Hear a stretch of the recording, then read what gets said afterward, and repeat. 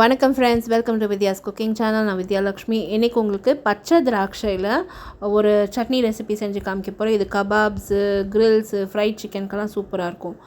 இந்த திராட்சை சட்னி எப்படி பண்ணோன்னா, நம்ம வந்து க்ரீன் கிரேப்ஸு சீட்லெஸ் எடுத்துக்கணும். பச்சை மிளகா, மல்லித்தழை, புதினா தழை, எலுமிச்சம்பழம் எல்லாம் கழுவிட்டு சுத்தம் பண்ணி சாப் பண்ணி எடுத்து வச்சுக்கணும். அதே டைமில் நீங்கள் வந்து இஞ்சி கூட நல்லா சீவி, ஒரு சின்ன துண்டு இஞ்சி. இப்போது மிக்ஸி ஜாரில் வந்து நான் பச்சை மிளகா சேர்த்துருக்கேன், இஞ்சி பொடியாக நறுக்கி சேர்த்துக்கிறேன். இதில் வந்து மல்லித்தழை, புதினா தழை, சீரகத்தூள், மிளகுத்தூள், உப்புத்தூள் இத்தனையும் சேர்த்து முதல்ல ஒரு அரைச்சிக்கிறேன். ஏன்னா அந்த இஞ்சி அரைப்படுறது கொஞ்சம் கஷ்டம். ஸோ அதனால் முன்கூட்டி அதை அரைச்சிக்கிறேன். திராட்சை சீக்கிரமாக அரைப்பட்டுடும். உங்களுக்கு சாட் மசாலா அந்த ஃப்ளேவர் பிடிச்சா நீங்கள் சாட் மசாலா கூட சேர்க்கலாம், ரொம்ப நல்லாயிருக்கும். இந்த நம்ம சாண்ட்விச் மேலெலாம் கூட நம்ம பூசுவோம் இல்லைங்களா, இந்த க்ரீன் சட்னி. இந்த கிரேப் சட்னி போட்டு பாருங்களேன், ரொம்ப சூப்பராக நல்லாயிருக்கும். புளிப்பும் தித்திப்புமா ரொம்ப டேஸ்ட்டாக நல்லாயிருக்கும்.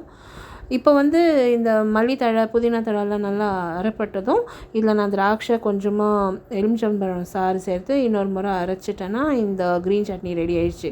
இந்த கிரேப்ஸ் க்ரீன் சட்னி ரெடி ஆயிடுச்சு. ட்ரை பண்ணிவிட்டு உங்களோட கமெண்ட்ஸ் எல்லாம் போஸ்ட் பண்ணுங்கள். இது வந்து நீங்கள் கிரில்ஸு, கபாப்ஸு, ஃப்ரைட் சிக்கனோட நீங்கள் வச்சு சர்வ் பண்ணலாம்.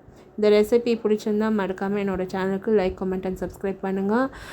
உங்களை நியூ ரெசிபீஸோடு சந்திக்கிறேன். இந்த க்ரீன் சட்னி வந்து நான் ஆவக்காடோ மலைட்டிக்காவோட சர்வ் பண்ண ரொம்ப டேஸ்ட்டாக இருந்தது.